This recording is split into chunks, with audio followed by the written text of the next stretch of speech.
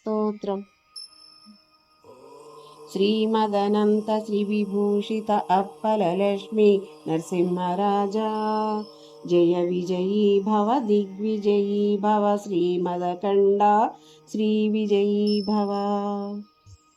श्रीविद्याधरि राधसुरेखा श्रीराखीधर श्रीपादा जय विजयी भव दिग्विजयी भव श्रीमदकण्डा श्रीविजयी भव। माता सुमति वात्सल्यामृत परिपोषित जय श्रीपादा जय विजयी भव दिग्विजयी भव श्रीमदकण्डा श्रीविजयी भव।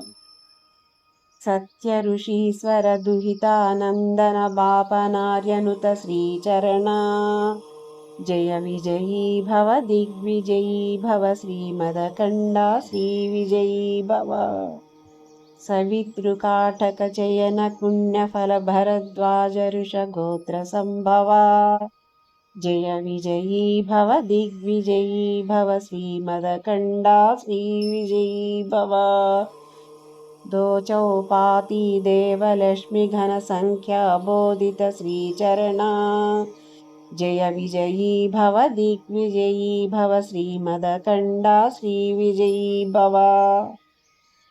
पुण्यरूपिणी राजमाम्बसुत गर्भ पुण्यफल संजाता जय विजयी भव दिग्विजयी भव श्रीमदकण्डा श्रीविजयी भव। सुमती नंदन नरहरि नंदन दत्त देव प्रभु श्रीपादा जय विजयी भव दिग्विजयी भव श्रीमदकण्डा श्रीविजयी भव।